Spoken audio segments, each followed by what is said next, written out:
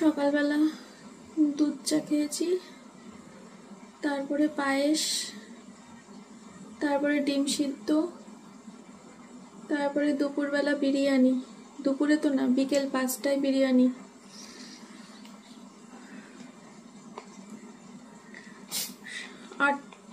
আটটা না, 7:30, 7টা 7:30 থেকে পেট ব্যথা শুরু হয়েছে। গ্যাসের ওষুধ খেলাম, তারপরে ব্যথার ওষুধ খেলাম, স্পাইট, ব্যথা কমছে না, খুব কষ্ট।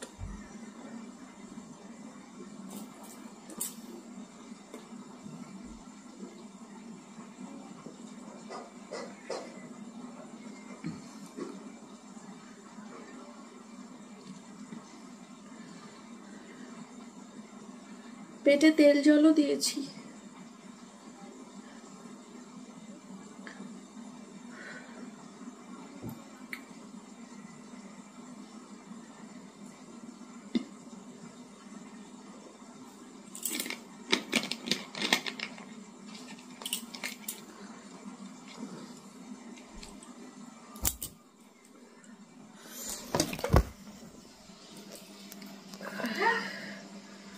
সোমনাথ গেছিল সেলুনে, বাড়ি আসলো, স্নান করতে গেছে। এখন বাজে হচ্ছে রাত্রি 10:30। 11টা পর্যন্ত দেখবো, যদি ব্যথা না কমে তাহলে হাসপাতালে কি ইঞ্জেকশন নেব। এই জায়গাটা দিয়ে না আগুন বেরোচ্ছে, আগুন। আমি খাবো না দুধ চা।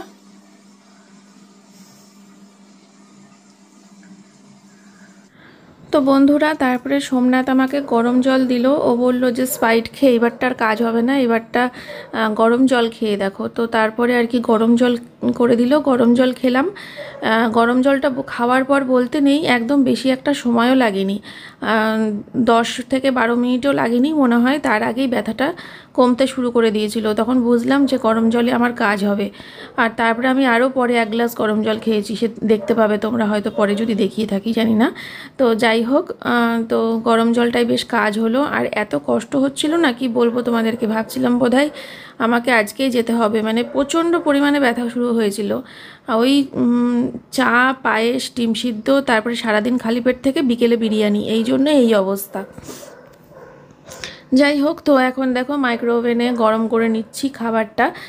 না, আমারটা না, সোমনাথেরটা আর মেয়েরটা গরম করে নিচ্ছি। তো সোমনাথকে আর মেয়েকে এখন খেতে দিয়ে দেবো, আর আমারটা গরম করে রেখে দেবো। কিন্তু আমি খাবো 12টার পর, কেননা 12টার আগে আমার খাওয়া ঠিক হবে না। আরও অনেকটা সময় পার করি, তারপরে খাবো। কারণ সারাটা রাত তো আর না খেয়ে থাকতে পারবো না, বলো। বিরিয়ানির গন্ধে সারা ঘর মমো করবে, আর আমি সারা রাত খালি পেটে কী করে থাকি। তো 12টার পর খাবো। এমন জিনিস খাও কেন যেটা হজম হয় না? দেখো আমাকে দেখে শেখো। আমার বিরিয়ানির জন্য কিছু হয়নি, দুধ চায়ের জন্য হয়েছে পায়েস। একই ডায়লগ, আমি দুধ চা আর কোনোদিন খাবো না, যখন ব্যথা হয় তখন। না সত্যি, তুমি মিলিয়ে নিও আজকের পরে। আমি তো অনেক মিলিয়েছি, আর মিলাতে চাই না রে বাবা। তুমি আজকের পরে মিলিয়ে নিও। আমি কোনোদিন মিলিয়েছিস?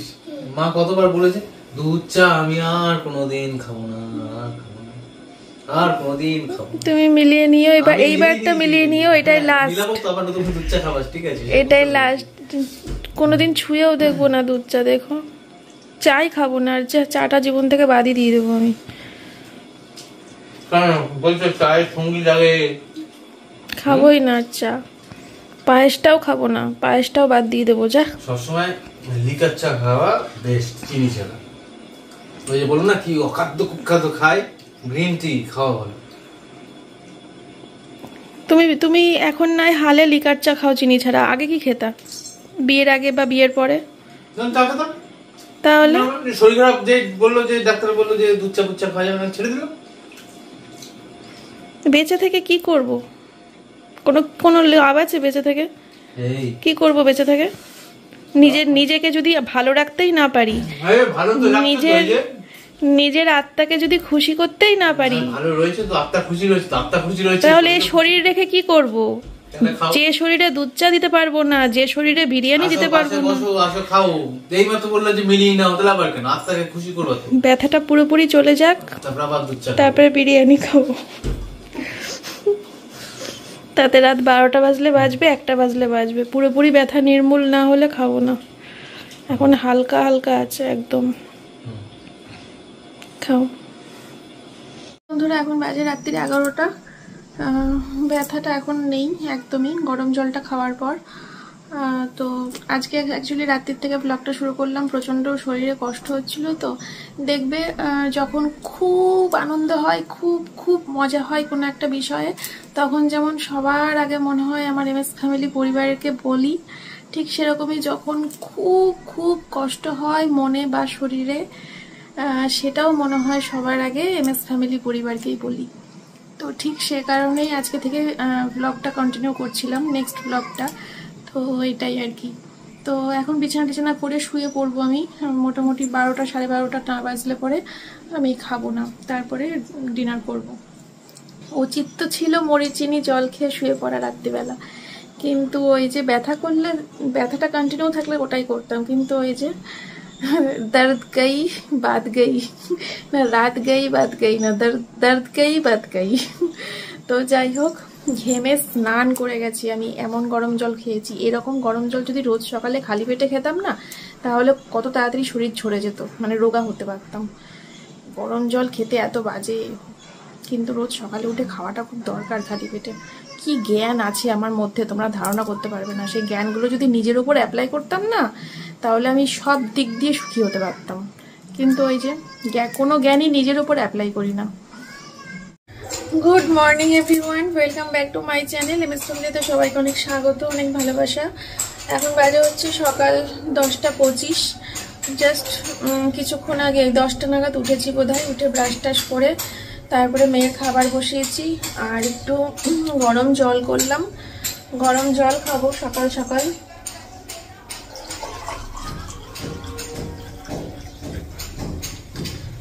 কালকে রাত্রিবেলা তখন 12টা বাজে, তখন বিরিয়ানি খেয়েছি, খেয়ে তারপরে আবার 1 গ্লাস গরম জল খেয়েছি, ভয়ে যে আবার যদি ব্যথা করে। দিদি এসেছিল এই মাত্র, দেখো সব বাসন কোসন মেজে দিয়ে গেছে, ঘর টর সব কিছু মুছে দিয়ে গেছে, ঘর ঝাড় দিয়ে গেছে।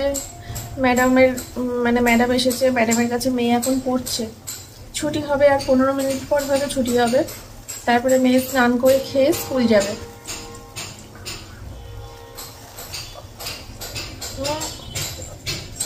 বাইরে আজকে মেঘলা ওয়েদার, রোদ্দুরের কোনো বংশ নেই, কিন্তু তা হলেও আমাকে কাছাকাছি করতে হবে, যেহেতু আজকে বৃহস্পতিবার।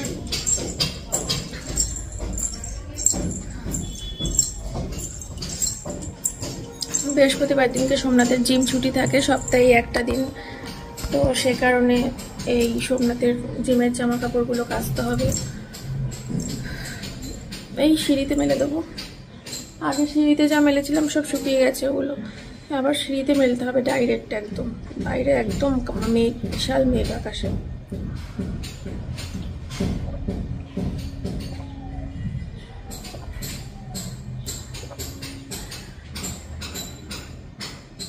এর মধ্যে একটু লেবু দিয়ে খেলে পরে খুব উপকার, কিন্তু সকালে খালি পেটে লেবু খেলে আমার তো আবার অ্যাসিডিটির সমস্যা আছে, তাছাড়া খেতেও খুব বাজে লাগে গো, খাওয়া যায় না ওটা।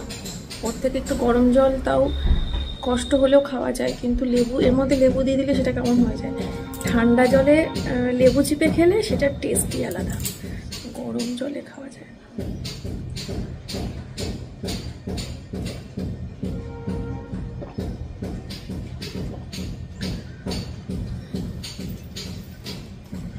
মেয়ে চলে গেল স্কুলে, এখন বাজে হচ্ছে সময় সকাল 11:20, 11:30 থেকে স্কুল।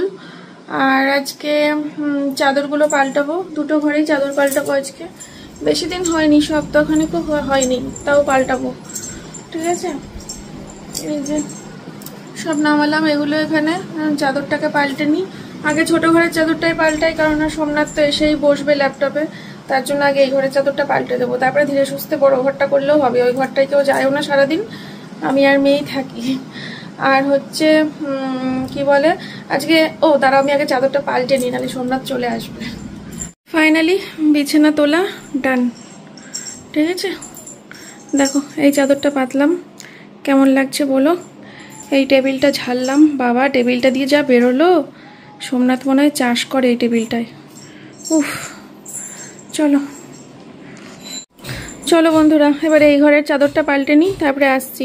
বালিশের কভারগুলো তো খোলা হয়েই গেছে, আর কম্বলগুলোকে ওই চেয়ারের উপর রাখলাম, যদি রোদ ওঠে কখনো তাহলে বাইরে দেব, আর রোদ না উঠলে আর বাইরে দেবো না, ভেতরে ঢুকিয়ে দেবো। চলো চাদরটা পাল্টে নিয়ে আসছি। বড় ঘরের বিছানাটা তুলতে তুলতে সোমনাথ চলে এসেছে, তো ওকে ফল দিলাম, টক দই আর ছাতু দিলাম। আজকে ডিম সিদ্ধটা করিনি, বৃহস্পতিবার করে খুব একটা ডিম সিদ্ধটা লাগে না, কারণ জিম থাকে না তো। আর আমি হয়েছে ছাতু গুললাম, এক গ্লাস ছাতু খাবো, আর কিছু খাবো না, এটাতেই এনাফ। দিয়ে বড় ঘরের চাদরটা পাল্টাতে হবে, এখনো হয়নি। তারপরে এসে রান্নাঘরটা গোছাবো। রান্নাঘরে বাসন কোসন দিদি মেজে গেছে, সব অগোছালো হয়ে আছে। আমার শরীরটা আজকে একটু ক্লান্ত আছে, কালকে একটা ধকল গেছে না শরীরের ওপর দিয়ে, তার তো একটা রেস্ট থাকবেই।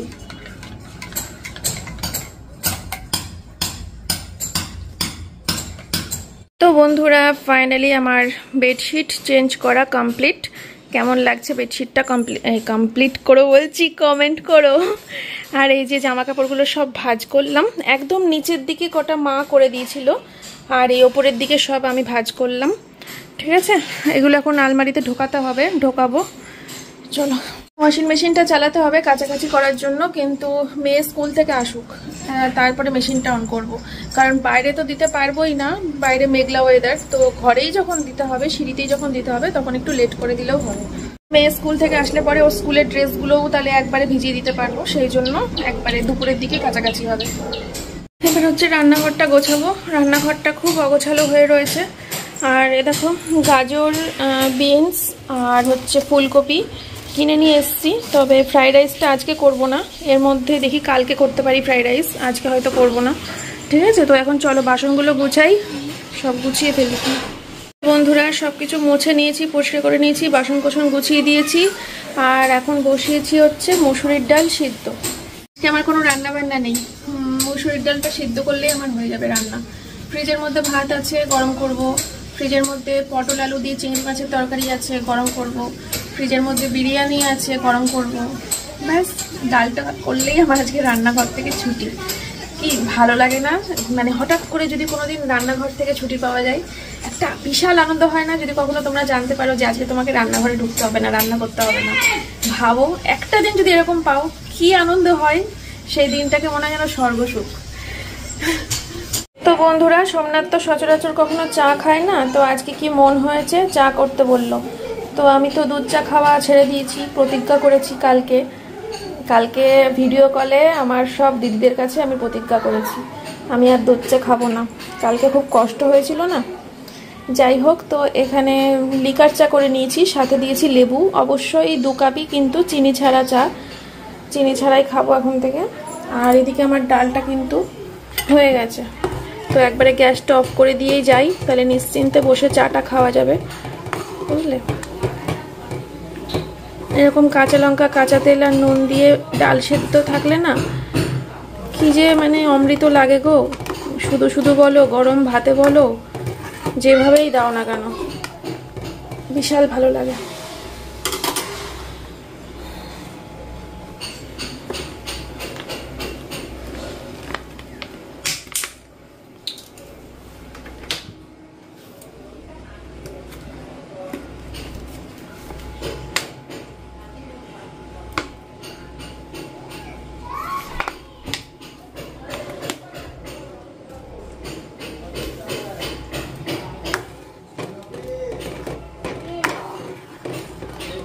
চলো আমার ডাল সেদ্ধ রেডি। তো বন্ধুরা আমার স্নান হয়ে গেছে, এখন সময় হচ্ছে দুপুর 2:10, আর এই যে অল্প কটা ফুল ফুটেছে আজকে একদমই। তো চলো পুজোটা দিয়ে নিই, তারপরে হচ্ছে খাবার দাবার সব গরম করব, ভাত গরম করব, বিরিয়ানিটা গরম করব, আলু পটলের তরকারি চিংড়ি মাছ দিয়ে বললাম ওটাও গরম করব, দিয়ে দুপুরে খাওয়া দাওয়া হবে। মেয়েও স্কুল থেকে চলে আসবে, সঙ্গে থাকো, আমি আবার পরে আসছি। খাওয়া দাওয়া টাওয়া সব করে টোরে নিয়ে একটু রেস্ট নেব, বিকেলের দিকে কিছু মাল প্যাকিং করতে সোমনাথকে আজকে হেল্প করতে হবে, ওই অ্যাড্রেসগুলো দিতে হবে, অল্প কটা মাল রয়েছে, তো ওগুলো দিয়ে তারপরে ম্যাডাম আসলে পরে সন্ধ্যাবেলা করে একটু সোমনাথকে নিয়ে আজকে বেরোবো। যাবো হচ্ছে রানাঘাটেই থাকবো, রানাঘাটেই কিছু কাজ রয়েছে, দেখি তোমাদেরকে যদি পারি যেটুকু পারবো শেয়ার করব। ঠিক আছে, আজকে আর দোকানে যাওয়ার ব্যাপার নেই, রানাঘাটেই আছি। মল্লিকাদের বাড়িতেও যেতে হবে, তবে মল্লিকাদের বাড়ি যাওয়ার আগে আমাদের রানাঘাট বাজারে কিছু কাজ রয়েছে। তো এই তো, আর আমার মা ওই আস্তে আস্তে রাত্রির 8টা বেজে যাবে, মা মনে হয় আজকে বই দেখতে গেছে। তো চলো পরে আসছি।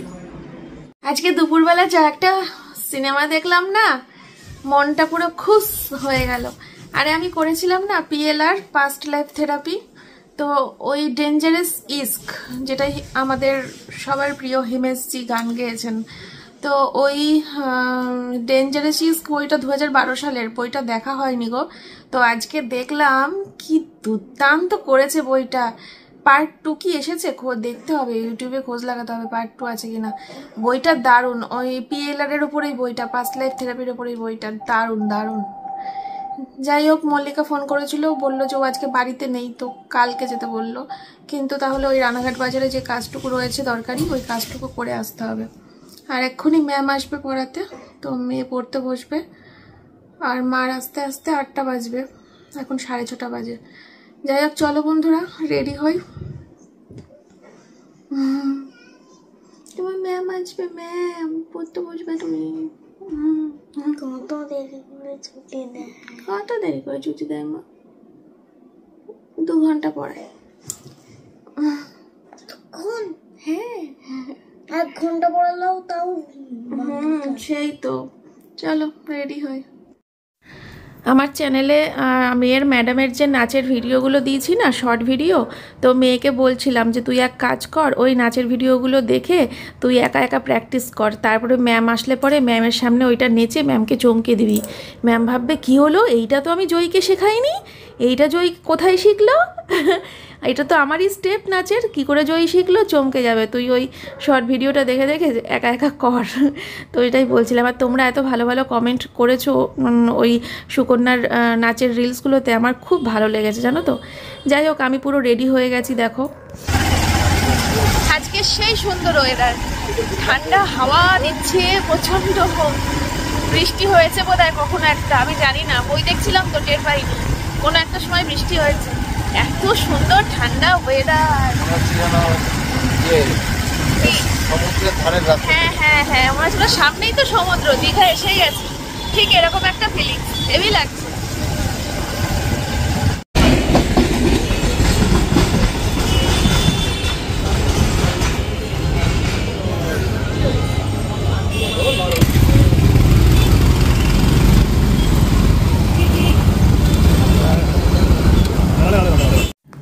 তো বন্ধুরা, রাধাবল্লভ মন্দিরের পাশ দিয়েই যাচ্ছিলাম, যেতে যেতে ভাবলাম যে দিদাকে দেখতে পেয়েছি, তো দিদাকে দেখতে পেয়ে ভাবলাম দিদাকে একটু দেখা করে যাই, কারণ অনেক দিন হয়ে গেছে তো দিদাকে দেখিনি আমরা, তো তার জন্য একটু দিদাকে দেখতে আসলাম।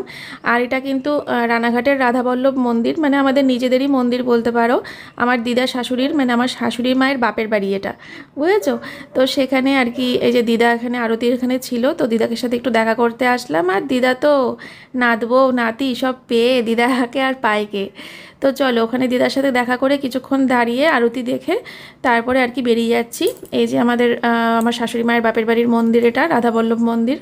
তো সোমনাথ বাইকটা রেখেছিল ওই মন্দিরের পাশটা করে, যেখানে রেখেছিল, তো এখান থেকে এখন নিয়ে তারপরে আমরা যাব হচ্ছে একটু চা খেতে। আর আমরা যে কাজে বেরিয়েছিলাম সেই কাজটা আমাদের হয়েছে, আমি পরে তোমাদেরকে বলবো খন। তো এখান থেকে বেরিয়ে আমরা আসলাম একটা খুব পপুলার জায়গায়। আমরা প্রত্যেক দিন যখন দোকানে যাই, দোকানে যাওয়ার আগে হাই রোডে ওঠার আগে না, এই দোকানটা পরে, দোকানটার নাম হচ্ছে আমরা খাবো না চা। তো আমি এত মানে দেখতাম দোকানের নামটা এত ইউনিক করেছে, কি সুন্দর ওপরে লিখেছে আমরা খাবো না চা, আর তারপর থেকেই ভাবতাম যে এর ভেতরে না একদিন ঢুকে চা খেতে হবে।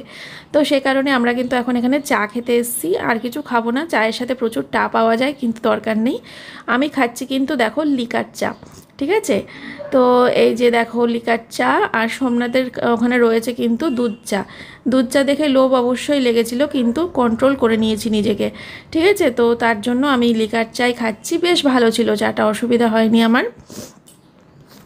এই দেখো দোকানের নামটা, আমরা খাবো না চা, কি সুন্দর বলো, কিউট চা নাম।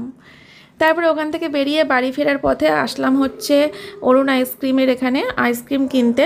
তো আসলে ওই মেয়ে কদিন ধরে বায়না করছিল আইসক্রিম খাবো আইসক্রিম খাবো, আর আমার মাও প্রচণ্ড ভালোবাসে আইসক্রিম খেতে। তো ওই আমার মেয়ের জন্য আর আমার মায়ের জন্যই এইটা কিনলাম। আমি হয়তো 1-2 চামচ একটু ফার্স্ট দিন ট্রাই করবো, বাট আর খাবো না।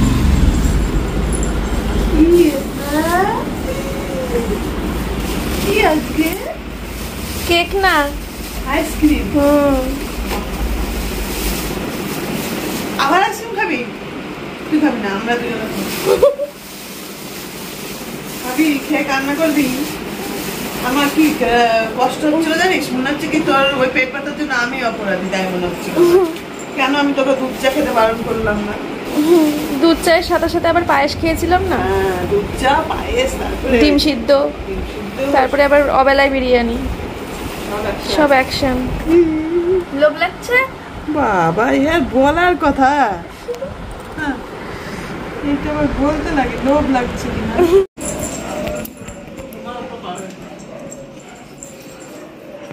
এটা কি কেক না আইসক্রিম, কিছুই তো বুঝতে পারছি না।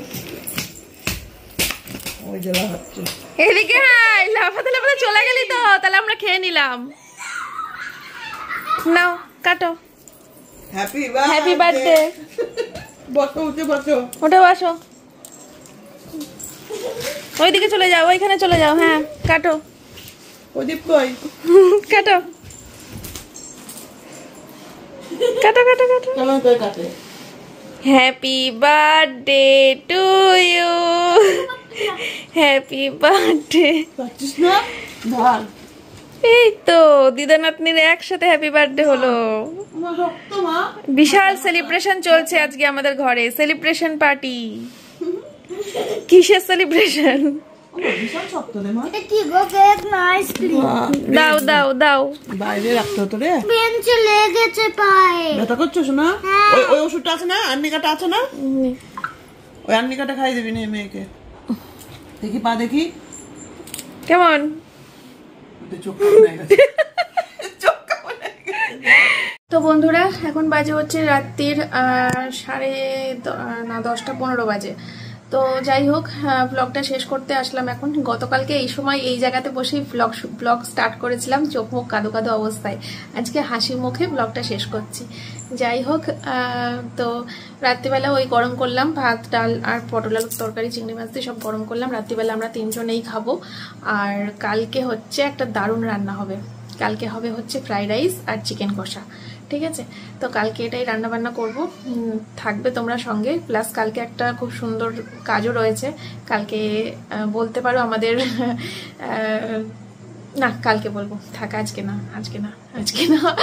আজকে সন্ধ্যেবেলা যে কাজটাই গেছিলাম, যে দরকারটাই গেছিলাম, তো সেটা আমাদের সাকসেস হয়েছে। তার জন্য বলতে পারো কেক টেক কাটা হলো, আইসক্রিম কেক। খুব আনন্দ হচ্ছে আজকে।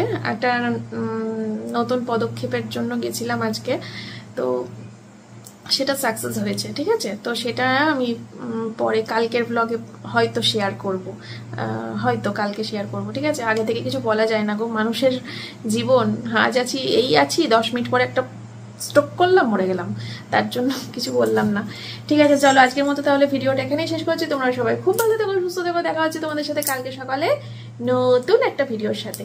টাটা।